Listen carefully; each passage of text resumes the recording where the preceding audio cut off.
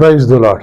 మన ప్రభువైన యేసుక్రీస్తు శ్రేష్టమైన నామమున తెలుగు 2 రాష్ట్రాలలో మరియు ప్రపంచ దేశాలలో ఉన్న క్రైస్తవ సహోదరులకు అందరికీ నా 2 వందనాలు. మన అపోస్తలిక్ వాయిస్ తరపున ప్రియులారా, మనం కొన్ని దినాలుగా గత వారం రోజులుగా మేబీ సంగీత కళాకారులు, మ్యూజిషియన్స్ అండ్ సంఘ కాపరులు మధ్యలో జరుగుతున్నటువంటి వాగ్వివాదాలను గురించి మనం చూస్తూ ఉన్నాం.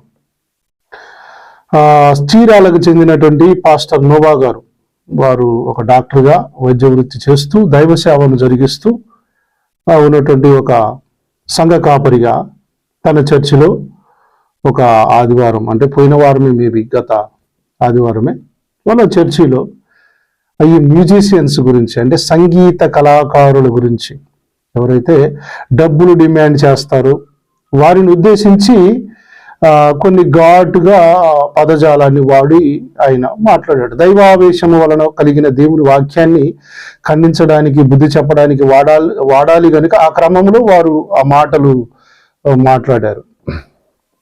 సో దాన్ని ఎప్పుడైతే ఆ మెసేజ్ బయటకు వచ్చిందో, బయటికి రాగానే దాన్ని కొంతమంది కౌంటర్ చేస్తూ దైవ సేవకుడు అనేవాడు ఇలా మాట్లాడొచ్చా, మ్యూజిషియన్స్ని ఇలా కించపరచవచ్చా అని కొంతమంది కాంట్రవర్సీ చేశారు. నేను కూడా దాన్ని స్పందించదలుచుకోలేదు. వాస్తవానికి ఏంటంటే చిన్న వ్యవస్థనే ఉంటాయి, వెళ్తూనే ఉంటాయి. కానీ అది స్థాయి దాటిపోయింది. ఏ స్థాయికి వచ్చారంటే బూతులు ఆడే స్థాయికి వచ్చేసారు. ఎవరు? క్రైస్తవులైన ఈ కుహానా క్రైస్తవులు అని చెప్పుకుంటున్నటువంటి వీరు బూతులు ఆడే స్థాయికి. ఇంకా కొంతమంది అయితే అటాక్ చేయండి అని కొంతమంది పిలుపునిస్తే దాన్ని కొంతమంది వాక్య జ్ఞానం లేనటువంటి వాళ్ళు దాన్ని ఆసరిగా చేసుకుని కొంతమంది దురుసుగా నోవా గారి గురించి, ఇంకా కొంతమంది పాస్టర్స్ గురించి కొంచెం దురుసుగా మాట్లాడడం నేను గమనించాను. ఈ క్రమంలోనే పాస్టర్ నోవా గారు, అంటే డాక్టర్ నోవా గారు ఒక వీడియో రిలీజ్ చేసి, నేను ఐగుప్తులో బయలుదేరిన తర్వాత మోసే సీనాయి కొండ మీదకి వెళ్ళి దిగొచ్చే క్రమంలో ఉన్నటువంటి ఆ సందర్భాన్ని ఆ సందర్భాన్ని వాడి నేను మాట్లాడాను. సో నేను మాట్లాడిన విషయము ఇంకోటి ఏంటంటే, నా చర్చిలో ఉన్నటువంటి కొంతమంది పిల్లలు నా దగ్గర పెరిగి నేను ఇచ్చిన సహాయం తీసుకొని నా దగ్గర చేసినటువంటి దానికి కానీ నేను వారిని కౌంటర్ ఇస్తూ మాట్లాడాను. ఒకవేళ మీరు దీనికి ఏమన్నా బాధపడితే క్షమించండి అని కూడా వారు ఒక వీడియో రూపంలో మాట్లాడారు. అది అభినందించదగ్గ విషయమే. సో దానికి గాను దానికి కూడా ఇంకా సాలదు అన్నట్టు అటాక్ చేయండి, ఇంకా అటాక్ అన్నట్టుగా సోషల్ మీడియాని వేదిక చేసుకుని కొంతమంది రెచ్చగొట్టే వ్యాఖ్యలు చేయడం చూశాను. ఒక దైవజనుడు దైవావేశం వలన చెప్పినప్పుడు వాక్యము వినాల్సినటువంటి బాధ్యత అందరిది.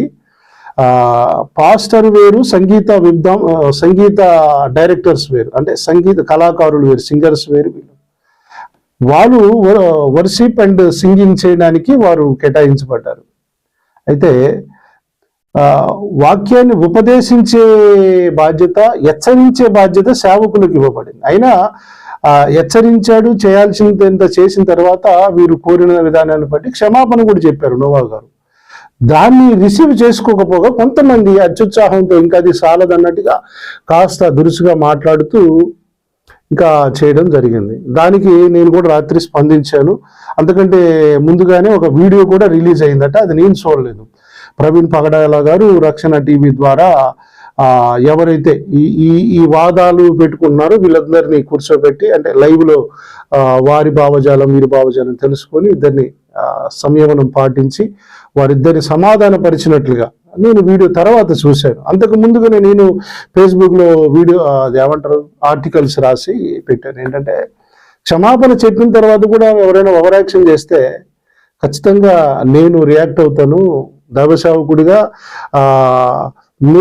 నేను కూడా బయటకు వస్తాను. అందరి తూకపు గుండుతో కొలవాల్సి వస్తుందని నేను కూడా కొంచెం ఘాటుగానే పెట్టడం జరిగింది. విషయం ఏంటంటే, సంగీతం అంటే మ్యూజిక్ డైరెక్టర్స్ని కానివ్వండి, సింగర్స్ని కానివ్వండి, వీళ్ళని ముందు నేను కూడా కాస్త హెచ్చరించినటువంటి వాడినే.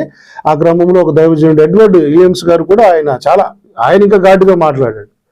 ఎందుకంటే వీళ్ళు కొంతమంది, అందరు కాదండి, కొంతమంది కాస్త ఓవర్ యాక్టింగ్ చేసే విధానాన్ని బట్టి, మీటింగ్ జరుగుతున్నప్పుడు ప్రసంగించేటప్పుడు బయటికి వెళ్ళడాన్ని బట్టి అది చేయడం జరిగింది. సో ఏదేమైనప్పటికీ క్షమాపణ చెప్పిన తర్వాత మరలా వీళ్ళు రియాక్ట్ కావడం కాస్త నాకు బాధ కలిగించింది. అందుకే నేను కూడా స్పందించాల్సి వస్తుందని నేను కూడా సోషల్ మీడియా, నా ఫేస్బుక్ వేదికగా నేను కూడా పిలుపునిచ్చాను అపోస్తలిక్ వాయిస్ తరఫున. ఎవరు కూడా అలా చేయకండి, చేస్తే నేను ఖచ్చితంగా రియాక్ట్ అవుతాను. నోవా గారి పక్షంగా, ఆయన నోవా గారు ఎవరు ఇంతవరకు నా పరిచయం కూడా లేదు. As a man of God ఆయన ఒక సేవకుడిగా, ఒక దేవుని రాయబారిగా మాట్లాడాడు. ఆ భావజాలాన్ని నేను కలిగి ఉన్నాను. కాబట్టి వారిని అటాక్ అనే మాటలు అంటే ఖచ్చితంగా నేను కూడా అటాక్ చేయాల్సి ఉంటుంది వాక్యంతో అని చెప్పేసి నేను కూడా మాట్లాడడం జరిగింది. బైబిల్ గ్రంథంలో ఒక మాట ఉంది, గుమ్మములలో నిలిచి హెచ్చరిక చేసేవారిని ఆమోసు గ్రంథంలో రాయబడతారు. హెచ్చరిక చేసేవారిని పగబట్టుదురు అని. అవును, నిజమే, దేవుని పక్షంగా మాట్లాడే వారిని పగబడతారు, వారి మీద దురుసుగా మీద పడతారు. ఇదంతా సహజమే. ఇదంతా ప్రిపేర్ అయిన తర్వాతనే పరిచర్యకు వచ్చినారు సేవకులు. అయితే మ్యూజిషియన్స్కి కొన్ని అనుమతులు లేవు, కానీ సేవకుడికి కొన్ని అనుమతులు ఉన్నాయి. హెచ్చరించి, ఖండించి, బుద్ధి చెప్పే పని సేవకులైన సంఘ కాపరులకు ఉన్నది. కాబట్టి హెచ్చరించేటువంటి వారిని అంటే ఒక పద్ధతిలో వాక్యపు వెలుగులో హెచ్చరిస్తే సరి చేసుకోవాల్సినటువంటి బాధ్యత క్రైస్తవులందరికీ ఉంది. అది ఈవెన్ నాకు కూడా. ఎందుకంటే మనందరికీ ప్రామాణికం వాక్యాన్ని దాటి మనం ఎప్పుడు కూడా మాట్లాడకూడదు. కాబట్టి మ్యూజిషియన్స్ని అగౌరవంగా అంటే పరుష పదజాలంతో, కక్షతోనూ లేదా ఇంటెన్షనల్గా ఉద్దేశంతో మాట్లాడితే దాన్ని మనం పరిగణలోకి తీసుకోవాలి. కానీ నోవా గారు మాట్లాడిన విధానము నాకైతే వాక్యానుసారంగానే అనిపించింది. ఐగుప్తులో నుండి దాటి వచ్చింది దేనికిరా మీరు అంటూ కొన్ని ఘాటుగానే మాట్లాడాడు. అది మర్చిపోయారు. అసలు మీ పని ఏంటి, మీ వృత్తి ఏంటి, మీరు ఇక్కడ చేంజ్ చేస్తున్నారు, ఇక్కడ ఎందుకు ఎగురుతున్నారు? ఒకప్పుడు నేర్చుకునేటప్పుడు అమ్మ అయ్యా అంటూ నేర్చుకుంటారు. అయ్యా మాకు ఈ పూటకు భూ ఉంటే చాలు, ఈ పూటకి మాకు ఏదైనా చిన్న సాయం దొరికితే చాలు అనుకున్న మీకు దేవుడు సాయం చేసి ఇంత స్థితికి తీసుకొచ్చాక మీరు ఇప్పుడు డబ్బులు డిమాండ్ చేస్తున్నారేంటి అనే బాధ కాస్త అది అర్థవంతమైనదే, దాన్ని మనం అర్థం చేసుకోవాలి. కాబట్టి మ్యూజిషియన్స్ ఎవరైనా సరే వాక్యానికి లోపడదాం. రాత్రి రక్షణ టీవీ ఛానల్ నేను కూడా తర్వాత చూశాను ఏంటని, అంటే అంత పూర్తిగా చూడలేదు, కొద్దిగా. అందులో ఒక ఆయన ఈ సింగర్స్, మ్యూజిక్ డైరెక్టర్స్ పడే కష్టాలు అవన్నీ కూడా వారు కూడా చెప్పారు. నిజమే, వాస్తవం, అంగీకరించాలి కొన్ని విషయాలు.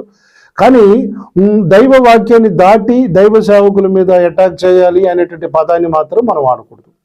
That's wrong. ఎందుకంటే దేవుని సేవకులకు కొన్ని పరిమితులు ఉన్నాయి, కొన్ని అనుమతులు ఉన్నాయి. హెచ్చరించే పరిచర్య, ఖండించే పరిచర్య, బుద్ధి చెప్పే పరిచర్య, నీతి యందు శిక్ష విధించే పరిచర్య. కాబట్టి దైవ సేవకులను అర్థం చేసుకోవాలా. అందరూ బూతులాడి, కొంతమంది అత్యుత్సాహంతో తెగ బూతులాడిన వాళ్ళు ఉన్నారు. వద్దు, అలాంటివి మంచిది కాదు. సమాధానపరచబడి వారు ధన్యులు, వారు దేవుని కుమారులు అనబడతారు. సమాధానంగా ఎవరి పరిచయం వాళ్ళు చేసుకోవాలి. తప్పులు చేసినప్పుడు ఎవరినైనా ఖండించాలి, బుద్ధి చెప్పాలి. నోవా గారు కానీ ఇంకెవరైనా సరే సేవకులు బుద్ధి చెప్పినప్పుడు, హెచ్చరించినప్పుడు సరి చేసుకోవడానికి ప్రయత్నం చేయాలి. కానీ కక్ష కట్టుకొని, పని కట్టుకొని, బూతులాడి చేసే ప్రయత్నాలు చేయకండి. Thank you. అందరికీ వందనాలు. అపోస్తలిక్ వాయిస్ ఛానల్ ద్వారా మీరు ఇటువంటి అవేర్నెస్ వీడియోస్ మీ ముందుకు ఎన్నో వస్తుంటాయి. దయతో మీరు అందరూ కూడా ఇతరులకు షేర్ చేసి మీరు కూడా సబ్స్క్రైబ్ చేసుకోండి. Thank you. God bless you all.